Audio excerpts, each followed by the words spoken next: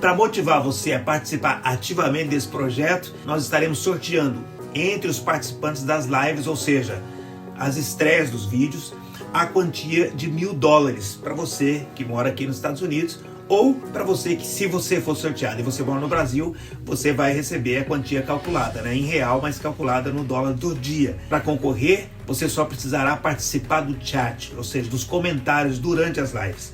Não precisa responder nenhuma pergunta não, tá bom? Só tem que demonstrar que você está assistindo. Olá, meu nome é Nildo Ferreira e você está na Rota 66 Espiritual.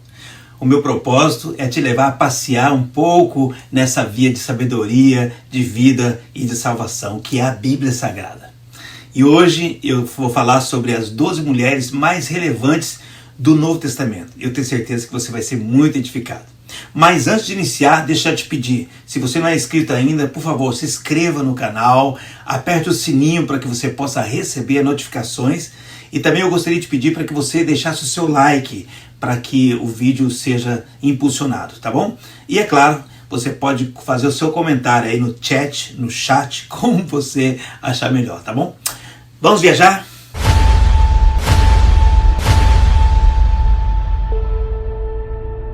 Bom, eu vou começar, é claro, falando sobre Maria, mãe de Jesus. Por quê? Porque Maria é uma das figuras mais proeminentes da Bíblia Sagrada, não é isso? A vida dela foi caracterizada pela fé, pela obediência, pela submissão à vontade de Deus. Maria, ela pertencia à tribo de Judá, era descendente de Davi, tanto ela quanto José, o seu noivo. E o que acontece é que o anjo Gabriel apareceu para Maria. Ela ficou atônita, né, com aquela visita, uma visita celestial, uma visita angelical, né? E aí o anjo conversa com ela e ele revela a ela os planos de Deus. E ele diz, você vai dar à luz a Jesus, né? Ou seja, é o Salvador. E aí quando ele fala isso com ela, ela diz, meu Deus, como é que vai acontecer isso? Né? Se eu não tenho relação com nenhum homem, ou seja, eu estou noiva, mas eu não me relaciono com meu noivo sexualmente, né? E aí o anjo então diz para ela, não, o Espírito Santo vai te encher. E então ele vai gerar em você esse ser, né? Ou seja, que coisa tremenda. Quando o Espírito Santo vem sobre a nossa vida, ele está gerando algo. No caso de Maria, ele estava gerando o próprio Filho de Deus vindo para a terra na sua missão. E o interessante é que Maria, quando ouve tudo isso, ela diz, cumpra-se em mim a tua palavra. Meu Deus, que coisa tremenda, querido. Quando alguém se dispõe a dizer a Deus, eis-me aqui, cumpra em mim a tua palavra. Maria, com certeza, passou por muitas situações. Você imagina que ela foi visitada pelo anjo, ele disse, você vai ficar grávida, mas não é do seu noivo. Então ela passou por uma pressão muito grande, que era enfrentar essa situação toda. Imagina, como o seu noivo reagiria? Ele ia acreditar nisso ou ele ia abandoná-la, ia deixá-la sozinha? Quer dizer, com certeza ela viveu momentos muito difíceis, mas ela estava confiante em Deus. Ela tinha fé em Deus e foi isso que fez com que ela caminhasse firme nessa jornada. Para ajudar a alimentar a fé dela, Gabriel diz para ela, eu quero que você vá visitar a sua prima Isabel, porque ela também está grávida. O que o anjo estava dizendo para ela? Estava dizendo, assim como que para você parece impossível tudo isso acontecer, eu quero dizer para você que Isabel, a sua prima, aquela idosa, ela também está grávida. Ela também está esperando um filho, que é um milagre. Então o anjo criou um caminho para que Maria, diante de toda aquela circunstância, alimentasse a sua fé. Então ela vai até Isabel. E quando ela começa a conversar com Isabel, o filho de Isabel, no ventre, João Batista, que está no ventre, que seria aquele que prepararia o caminho do Salvador. João Batista começa o quê? Se agitar dentro dela. Então, Isabel reconhece imediatamente o sobrenatural que está acontecendo com Maria. Ela passou alguns meses na casa de Isabel. E quando ela volta, com certeza, a sua barriga tinha crescido. José percebeu o que estava acontecendo e ele não conseguiu entender aquilo. E com certeza ele começou a pensar coisas má a respeito de Maria. Mas graças a Deus, que quando ele deitou para dormir, Deus falou com ele em sonhos e disse tudo o que estava acontecendo. Diz que o filho que Maria estava esperando era divino de fato. Então ele compreendeu tudo aquilo que Deus estava fazendo. E ele então tomou a Maria como sua esposa. Logo quando está findando os 9 meses, César Augusto ordena que se faça um recenseamento em todo o mundo romano. Então Maria e José, que moravam em Nazaré, até combina, né? Tiveram que ir para Belém. Eles foram para Belém. E aí eles procuraram hospedagem, não encontraram, eles acabaram indo para uma estrebaria. E aí ela acabou tendo Jesus numa manjedoura. Essa manjedoura que a gente vê tão bonito, né? Quando você olha um presépio, né? Feito no Natal, então você vê a manjedoura. Mas na verdade a manjedoura era um lugar aonde os animais comiam. Foi onde ela colocou Jesus quando ele nasceu. A Bíblia diz que um anjo apareceu a uns pastores. Na verdade apareceu um anjo, depois apareceu vários anjos. Eles viram toda uma glória de Deus se manifestando, né? E então o anjo disse a eles que Jesus havia nascido. Então eles foram até Jesus para adorá-lo. E depois eles saíram espalhando a notícia que tinha nascido o Salvador, né? E Maria ficava... Tudo aquilo ali, ela ficou meio atônita, né, com toda aquela circunstância, né? Mas ali já começa a ser pregado. Jesus tinha nascido, o Salvador. Então, depois do 8º dia, José circuncida Jesus, depois passa 30 e poucos dias, e eles vão ao templo para apresentar Jesus, para a purificação de Maria e a apresentação de Jesus. E quando eles estão no templo, levanta-se um homem usado por Deus. Simeão profetiza sobre Jesus e ele fala: Deus, agora o Senhor pode me levar em paz, porque nasceu o Salvador. Ao mesmo tempo, tinha uma profetisa chamada Ana, que também profetizou sobre Jesus. E falou também, claro, que Maria ia passar por algumas circunstâncias devido a esse propósito de Jesus, e com certeza implicava na vida de Maria também. Depois disso, eles voltaram para casa, e a Bíblia diz que agora, não mais os anjos, Deus fala com alguns reis magos e apresenta uma estrela para eles, que os vai guiar até o rei que havia nascido, e que eles devem ir até ele e adorá-lo. Então esses reis caminham de encontro a Jesus, e eles chegam em Jerusalém e começam a perguntar: onde é que nasceu o Salvador? Nós viemos aqui para visitá-lo. E aí o rei Herodes ouve sobre isso, e aí ele não fica com a pulga, ele fica com um elefante atrás da orelha. Quer dizer, ele, que é o rei, está ouvindo que o rei prometido de Israel acaba de nascer. Então ele fica muito perturbado mesmo. Enfim, ele chega para esses homens e ele diz: olha, vocês quando encontrarem o rei, por favor, voltem para me avisar, porque eu também quero ir adorá-lo, né? Na verdade, ele estava tentando armar uma armadilha. Ele queria chegar até Jesus para matá-lo. Muito bem. Os reis magos vão, encontram Jesus. A Bíblia diz que eles adoram Jesus e eles entregam presentes, né? Incenso, mirra e ouro. E aí, quando eles adoram a Deus, Deus fala com eles sobre a circunstância de Herodes, tudo o que está acontecendo, e eles voltam por outro caminho. E aí também Deus fala com José novamente em sonho e diz para ele ir para o Egito. E ele então pega Maria e vai para o Egito, fugindo dessa circunstância com o rei Herodes.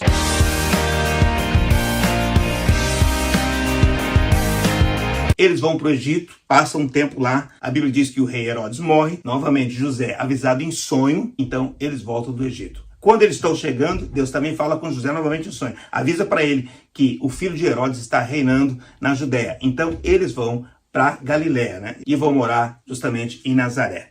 Bom, o tempo passou e um episódio que envolve Maria novamente com relação a Jesus foi quando Jesus tinha 12 anos de idade. Eles foram para Páscoa, a festa de Páscoa em Jerusalém, e na volta, em algum momento, eles se afastaram de Jesus. E aí eles voltam, né? E quando voltam, Maria chega, encontra Jesus e ele está falando com os doutores da lei, discutindo Bíblia com aqueles homens. Olha aí, Jesus com a missão fervendo dentro dele, né? E aí Maria chega e fala: meu filho, o que está acontecendo, né? Ela estranhou tudo aquilo, né? Dele não está seguindo eles, não está junto com eles. Ela falou: o que está acontecendo, meu filho? E ele falou: o que você está me perguntando? Eu estou fazendo a obra do meu pai. Mas ela sabia que ele não estava falando de José, ele não estava discutindo sobre carpintaria, estava falando sobre a Bíblia, estava falando sobre Deus, estava falando sobre o céu. Então Jesus estava falando do Pai Celestial. Então ele volta junto com Maria, junto com José, mas Maria não entendia direito tudo aquilo. E aquilo, né, apertava o coração dela. Era tudo muito difícil dela compreender toda aquela circunstância, né? Porque, claro, Maria era uma mulher de Deus, uma mulher de fé, mas era uma mulher como você e eu, pessoas que não vão ter a mesma visão que Jesus, que era o Filho de Deus andando na terra. Depois nós encontramos Maria com Jesus num jantar em Caná da Galiléia. Olha que coisa interessante. Querida, esse é um fato interessante demais. Por quê? Porque eles estão num casamento, Jesus está ali, e aí de repente o vinho acaba. E aí Maria tem uma atitude que a gente fala assim, coisa que parece estranho o que ela fala. Por quê? Porque ela chega para Jesus e fala assim: ó, o vinho acabou. E Jesus falou assim: mulher, o que está acontecendo? Ela não chama nem de mãe, é uma coisa bem estranha até, né? A gente ouve isso, né? Mas o fato é, ela questiona Jesus. Mas por que ela questionou Jesus, querido? Eu creio piamente, ainda que a Bíblia não diz, que Maria, com certeza, tanto Maria quanto José, com certeza já tinha visto uma coisa sobrenatural acontecendo. Sabia que Jesus operava num poder, cenas com Jesus desse jeito. Jesus está naquele casamento e ela fala assim, eu sei que ele pode orar a Deus e que o milagre pode acontecer. E o que aconteceu? Jesus transformou água em vinho. Nós todos sabemos disso. Vou viajando, sem nunca desistir, eu sei exatamente pra onde ela vai me conduzir. Aí, queridos, tem um episódio que, de fato, revela a dificuldade de não só de Maria, mas dos seus outros filhos, dos irmãos de Jesus, entender o real propósito de Jesus e a ação de Deus na vida dele. Então, em Marcos aqui, capítulo 3, versículos 20, 21, 30, 32, eles queriam pegar Jesus e levar embora. Eles queriam pegar Jesus, sabe por quê? Eles achavam que Jesus tinha pirado, eles achavam que Jesus estava louco. Era complicado para a família de Jesus entender a real missão. Na verdade, eles foram entender depois da ressurreição de Jesus. Ali eles entenderam quem era Jesus de fato. Bom, claro que Maria esteve presente e muito presente na vida de Jesus durante a sua vida, durante o seu ministério, enfim. E ela estava com Jesus em todo o sofrimento que ele passou no seu julgamento e na cruz. Ela estava ali vendo toda aquela cena, todo o sofrimento, a morte do seu filho. Então, para Maria, com certeza, foi um momento muito doloroso, muito difícil de passar. E aí, quando ela está na cruz, Jesus tem aquele momento todo especial, né? Que Jesus na cruz, com sofrimento, com dor, com toda dificuldade, com toda a luta, ele ainda consegue olhar para sua mãe e olhar para João, porque os seus irmãos não estão ali. Não sei porquê, se estavam longe, mas ele olha para João e ele diz para João, eis aqui a sua mãe, e diz para ela, eis aqui o seu filho. Então ele faz com que os dois possam cuidar um dos outros. Naquele momento precisavam apoiar um ao outro para sobreviver àquela dor muito grande que eles estavam passando. E a última passagem que contém Maria no Novo Testamento é no livro de Atos, no capítulo 1, que ela estava reunida com aquelas 120 pessoas, né, que foram alvos da visita do Espírito Santo no Pentecostes. Então ela estava ali reunida em oração junto com aqueles discípulos de Jesus. Então é a última passagem que fala sobre Maria. A número 2 é Isabel. Isabel é citada somente em Lucas capítulo 1. Ela era descendente de Arão e esposa de Zacarias, que era um sacerdote. Isabel também era prima de Maria, mãe de Jesus, né, e seria a futura mãe de João Batista, o grande profeta. Bom, certo dia, quando Zacarias ministrava no templo, um anjo de Deus apareceu a ele e disse que sua esposa Isabel lhe daria um filho, que seria João, se chamaria João, né? Mas ela era estéril, né? E como o marido, Zacarias, ambos eram de idade avançada. Então, o que acontece?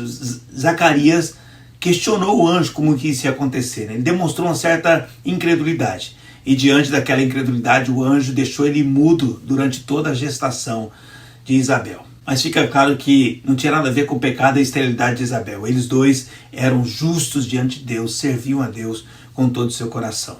Bom, após Isabel descobrir que estava grávida, ela permaneceu recolhida em casa por 5 meses. Nós não sabemos o motivo pelo qual ela fez isso, mas isso aconteceu, né? Mas quando Isabel estava no 6º mês de gravidez, ela recebeu a visita de Maria. Maria veio porque o anjo Gabriel disse que Isabel estava grávida e era um milagre que estava acontecendo de fato na vida dela, né? E quando Maria cumprimenta Isabel, o bebê que está no ventre de Isabel estremece, pula de alegria. Era João Batista, né, que prepararia o caminho do Salvador, né? Então, Isabel ficou cheia do Espírito Santo, né, de forma sobrenatural. Ela entendeu que Maria estava grávida, e não somente isso, que estava grávida do Salvador. Então, ela cheia de alegria, cheia do Espírito Santo, disse a Maria uma frase maravilhosa. Bendita és tu entre as mulheres, e bendito é o fruto do teu ventre. Eu acho que você já ouviu essa frase, né, em alguma oração. É uma coisa tremenda e maravilhosa. Muito bem, João Batista nasce, e aí vem os dias de dar nome a ele, né, circuncisão. Demorou uns 8 dias para dar o nome. Reuniram-se parentes, amigos, enfim, a vizinhança, né? E não se sabe de fato por que demorou um pouco para dar o nome, porque o anjo já tinha dito, né, já tinha instruído Zacarias que o nome dele seria João. De acordo com o costume judaico, ele deveria receber provavelmente o nome do pai, Zacarias, né? Zacarias estava mudo, né? Mas Isabel insistiu, não, vai ser João. E aí não sabe se porque Isabel era mulher, enfim, os convidados perguntaram a Zacarias, qual vai ser o nome do menino, né? E aí Zacarias então pegou tábua e escreveu. O nome dele vai ser João.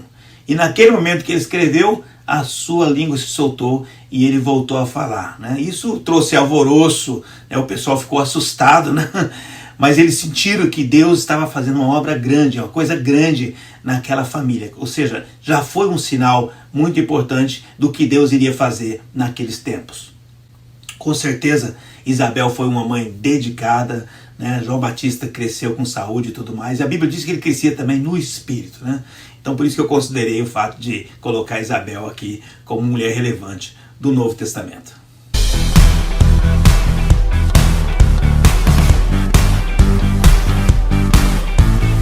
A terceira mulher, Maria Madalena. Você pode ler sobre ela em Lucas capítulo 8. Bom, não se sabe se o nome Madalena, o sobrenome, era só o sobrenome de família ou era a respeito do lugar onde ela morava, né? Porque talvez seria Maria de Magdala, mas não se sabe com certeza, né? Muito bem, a Bíblia conta que Jesus, ele expulsou 7 demônios de Maria. E assim, e durante o ministério de Jesus, a gente vê o que? Maria junto com as outras mulheres colaborando, servindo, cuidando das necessidades de Jesus, né?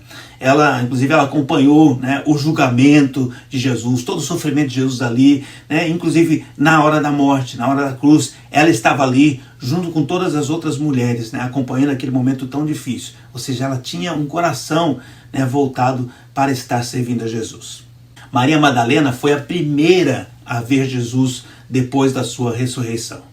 A devoção dela ficava evidente. Ela cuidou de Jesus, mesmo depois de sua morte ela ficou preocupada. Enquanto os discípulos, eles fugiam, se escondiam naquele momento tão difícil, ela ficou para trás e ficou para observar o que José de Arimateia ia fazer, aonde seria que ele ia sepultar Jesus, porque ele pegou o corpo de Jesus para sepultar.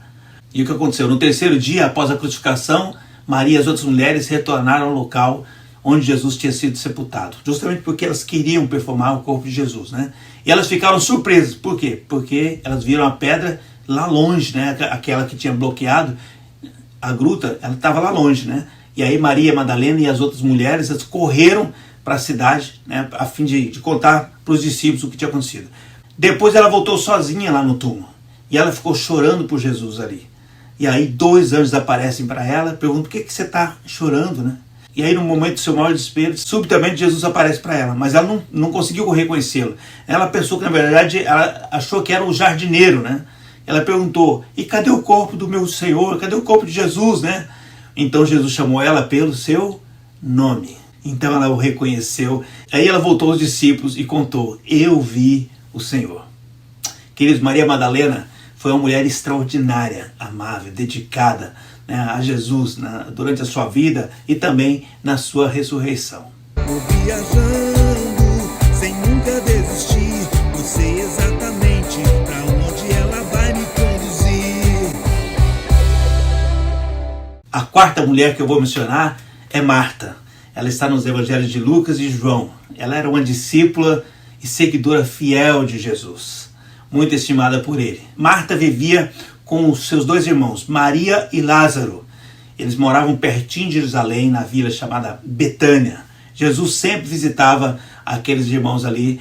Toda vez que ele ia de Jerusalém, ele passava pela casa deles, né? Mas o que você vai lembrar muito claro de Marta é quando Jesus um dia foi à casa deles, né? E chegou lá, Marta e Maria o receberam, né? E aí Jesus está ali e Maria se colocou aos pés de Jesus e Marta está atarefada, tentando fazer o melhor para Jesus, talvez cuidando das panelas, não sei. E ao ponto de se chatear com Maria. Jesus, ela não vai me ajudar não, né? E Jesus falou: Marta, você está muito preocupada excessivamente, né, com os trabalhos da vida, atarefada, né, com as coisas da vida. Maria escolheu a boa parte, eu não vou tirar, né? Mas a gente não pode, né, criticar Marta só por esse momento. Não, era uma mulher dedicada, uma mulher de ouro, que muitos deviam seguir o exemplo dela, uma pessoa que não fica parada, né? Ela pode ter errado naquele momento, né? Mas acertou em querer atender bem a visita de Jesus. No outro episódio, quando Lázaro, seu irmão, ele estava gravemente enfermo, né? Estava muito doente, ela e Maria enviaram a mensagem para Jesus, para que ele viesse à casa deles com urgência, né? Mas Jesus não veio, ele demorou um tempo. Jesus demorou, na verdade, chegou 4 dias depois. E Lázaro já tinha morrido. Quando Jesus finalmente chegou, né, em Betânia, Marta, ela foi muito honesta com Jesus. Ela disse: Senhor, se o Senhor estivesse aqui, ele não teria morrido. Ou seja, se o Senhor tivesse vindo antes, né? Foi um momento forte, né? Que ela falou. Mas ela também, ela mostrou fé, porque ela falou, quando Jesus falou assim, não, ele vai se ressuscitar. Ela falou, não, eu sei que ele vai ressuscitar. Né? Porque ela tinha fé que Jesus ia ressuscitá-lo um dia, né? Manifestar a glória dele para ressuscitar. E o fato é que Jesus foi até a gruta, tiraram a pedra e ele chamou Lázaro para fora e ele ressuscitou. Mas Marta era uma mulher tremenda, que a gente não podia deixar de citá-la aqui. A quinta mulher é Maria, a irmã de Marta, ou Maria de Betânia, né? Os três irmãos estavam sempre juntos com Jesus. A gente vê que eles eram amigos, né? E tem três momentos que eu queria comentar. O primeiro é justamente quando Marta e Maria receberam Jesus. Por quê? Porque Marta estava lá na cozinha, como eu acabei de dizer, e aí despreocupada, né, fazendo os deveres. E Maria não, estava aos pés de Jesus, ouvindo a Jesus, né? Então Jesus disse que ela escolheu a melhor parte, e isso é tão importante. O segundo é justamente a questão de Lázaro. Quando Lázaro estava doente, Jesus foi chamado, Jesus acabou chegando 4 dias depois e Lázaro já havia morrido, né? E o interessante é que, num primeiro momento, Marta sai ao encontro e Maria, ela fica sentada, né? Parece até estranho, né? Mas o fato é que depois ela também vai até Jesus. E quando chega lá também ela se lança aos pés de Jesus, o adora, e ela diz: Senhor, se eu estivesse aqui, ele não teria morrido, né? Talvez ela está dizendo, não cobrando Jesus, mas dizendo: eu sei do teu poder, né? Que o Senhor podia ter feito, né? E aquele momento de muita dor, todos choraram, inclusive Jesus chorou, né? Essa é uma parte do versículo 35 diz que Jesus chorou, né? Mas depois Jesus vai também ao túmulo, como eu já contei, e ele chama Lázaro e Lázaro ressuscita, né?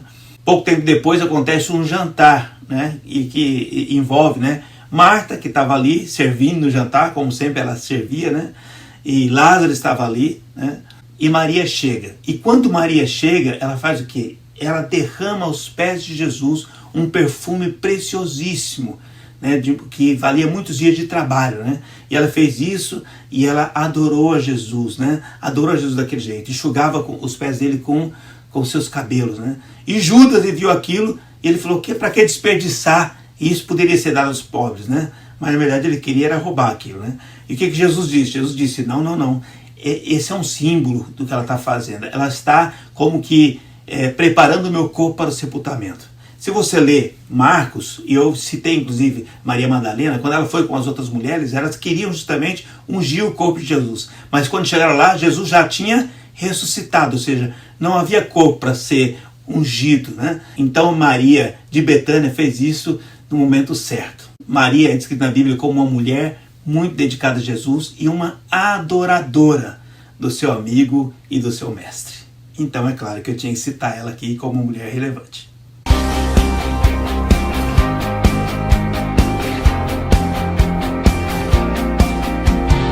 A sexta mulher é a Cirofenícia.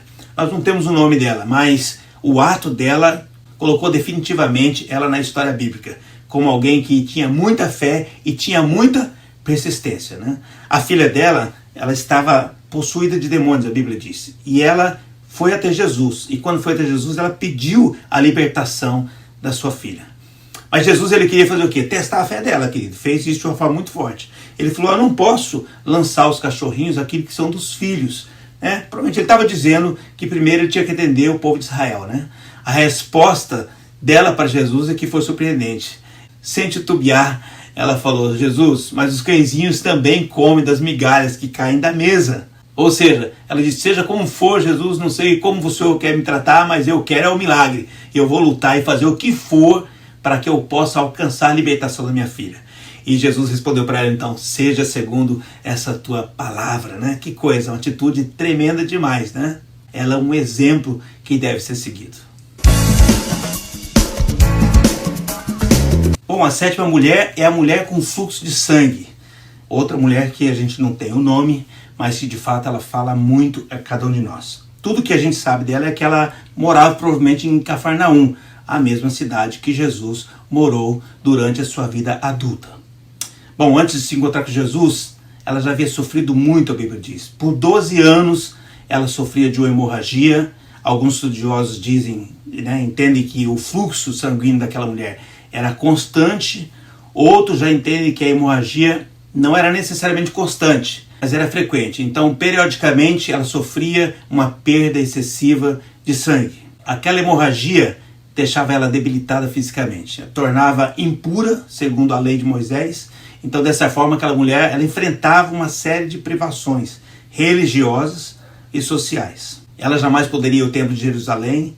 Tudo que ela tocava ficava imundo, impuro, diante da lei levítica, a cama em que ela dormia, a cadeira em que ela se sentava, as coisas que ela usava, as roupas que ela vestia, tudo ficava impuro. Inclusive, qualquer um que tocasse aquela mulher também ficava imundo. Então, era algo muito terrível. Ela havia procurado ajuda de todas as formas, ela gastou tudo que tinha buscando ajuda com os médicos, mas nenhum tratamento médico de fato pôde ajudá-la a resolver o seu problema. Ao contrário, a saúde dela só piorava dia após dia. Mas então ela ouviu falar de Jesus, amém? E aí o coração dela começou a gerar fé e ela dizia, se eu apenas tocá-lo, eu vou ser curada. Então, contra a fraqueza do seu corpo, ela se moveu com a força da sua fé. E ela cruzou a multidão, tocou em Jesus e a Bíblia diz que ela recebeu a cura. A afirmação de Jesus para ela foi: vai em paz, a tua fé te salvou. E é por isso, querido, que eu não podia deixar de alistar ela como uma das mulheres relevantes do Novo Testamento. Uma mulher de muita fé que conseguiu seu milagre.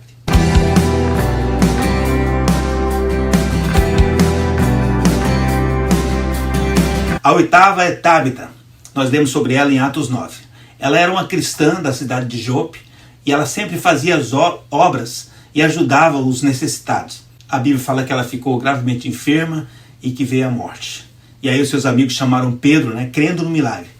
E quando o apóstolo Pedro chegou lá no local, encontrou os amigos desconsolados, e observou o quanto que eles choravam abertamente, que lhe mostravam as peças de roupa fabricadas por Tábita quando ela estava viva. Era uma grande comoção, Então Pedro pediu que todos se retirassem do aposento, ajoelhou-se, orou, e ela abriu os olhos e se assentou. Então Pedro apresentou ela viva para seus amigos e muitos se converteram naquele dia. Tábita também é chamada de Dorcas, e ela era uma costureira, e ela tinha um talento específico. Porém, o que realmente fazia de Tábita uma pessoa relevante é que ela era uma discípula, e isso é muito importante. Existiam muitas pessoas que faziam parte da grande multidão que seguia Jesus e posteriormente seguiam os apóstolos, mas poucos eram aqueles que se dispunham a serem discípulos, aprendizes e praticantes do ensino de Cristo. Pois é, mas Dorcas, ela decidiu e ela foi uma discípula.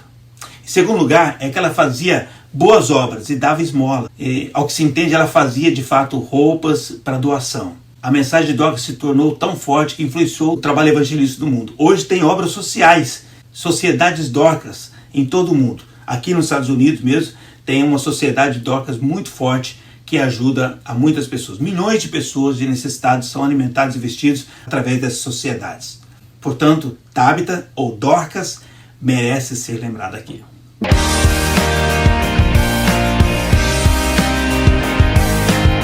A nona mulher é Lídia, mencionada em Atos 16. Ela foi a primeira pessoa a aceitar a mensagem de Jesus através de Paulo, assim que ele chegou na Macedônia. Ela era da cidade de Tiatira. Ela fabricava e vendia roupas feitas de púrpura, uma ocupação que sugere que provavelmente a clientela dela era da alta sociedade.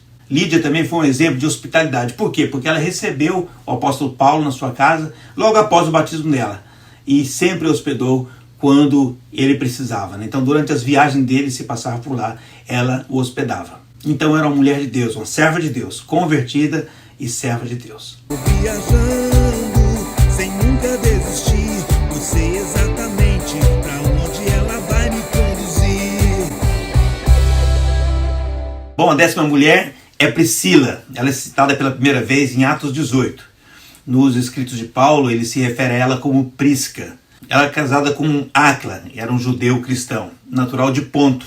Ele era fabricante de tendas. A Priscila e o seu marido sempre são citados juntos na Bíblia. também são mencionados por Paulo em Romanos, em Coríntios e 2 Timóteo. Eles são o único casal cristão citado pelos nomes nos livros de Atos e nas cartas de Paulo. No ano 49, por causa de um decreto do imperador Cláudio, Priscila e Áquila tiveram que sair de Roma, e aí eles foram para Corinto. Lá ela conheceu o apóstolo Paulo, né? Paulo veio para Corinto e acabou trabalhando com Áquila na fabricação de tendas, e Paulo ficava hospedado na casa deles. Priscila e Áquila também acompanharam Paulo até a Síria, e depois eles se estabeleceram em Éfeso, onde eles conheceram Apolo. Apolo era um cristão que pregava Cristo, mas ele não tinha a mensagem completa, ele pregava mais sobre o batismo de João Batista. E então Áquila e Priscila convidaram ele para ir à casa deles e ajudaram ele a compreender o evangelho na sua totalidade. É uma coisa muito importante que eles fizeram por Apolo. Priscila era uma mulher inteligente, uma mulher que teve uma participação ministerial muito importante na igreja primitiva, então é claro, a gente não poderia deixar de destacá-la aqui.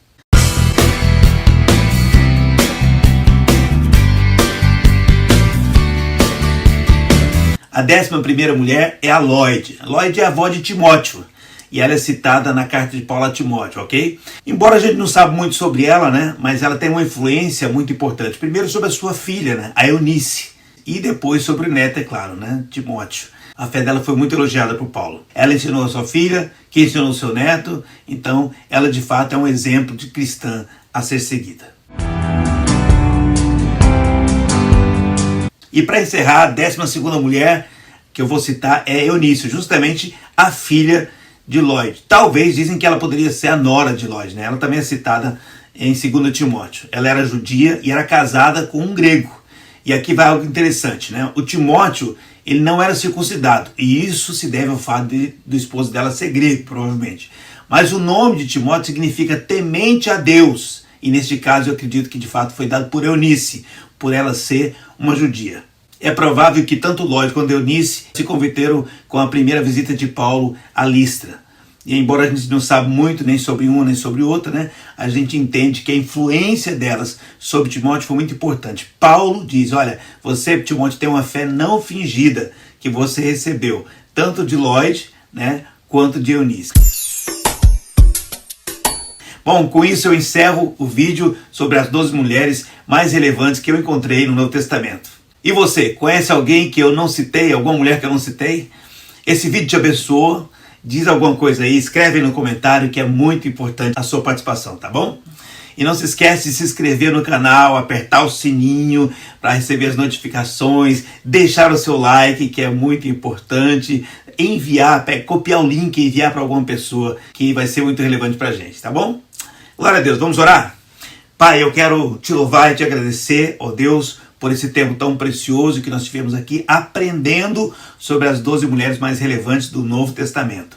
Que o Senhor possa nos ajudar a pegar o exemplo de cada uma delas e trazer para nossas vidas e fazer com que nossas vidas cresçam em fé e em atitude mediante esses testemunhos. Eu abençoo a cada uma agora, cada vida, cada família, cada casamento, cada indivíduo que decidiu aprender mais de Ti. E assim eu te agradeço em nome de Jesus.